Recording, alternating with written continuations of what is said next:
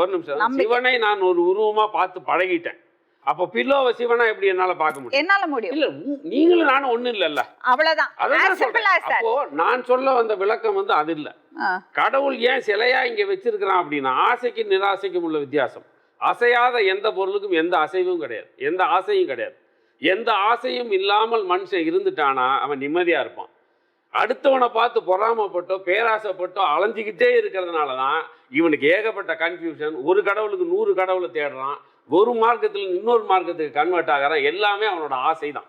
ஐயோ இவங்க வீட்டில் BMW கார் இருக்குது, என் வீட்டில் வந்து ஆடி கார் இல்லை, அவங்க பெரிய பங்களா வச்சாங்க, நான் குடிச்சல். இந்த எல்லாமே பேராசை நிமித்தம் தான். இதை அசையாத உங்கள் ஃபோட்டோவுக்கும் கிடையாது. உங்களை ஃபோட்டோ எடுத்து மாற்றணும்ல, அது எதுக்கு ஃபோட்டோ எடுக்கிறோம்? சிலை வடிவமாக இருக்கிறதுக்கு நிராசை இருக்கிற மாதிரி உன்னோட ஃபோட்டோவில் எந்த ஆசையும் கிடையாது. உங்கள் ஃபோட்டோவுக்கு நீங்கள் மாலை போடுங்க, மாலை போடாதீங்க, பூஜை பண்ணுங்க, அது எதுவுமே கேட்காது. அசையாத எந்த பொருளும் கடவுளுக்கு சமமானது, நிராசைக்கு சமமானது.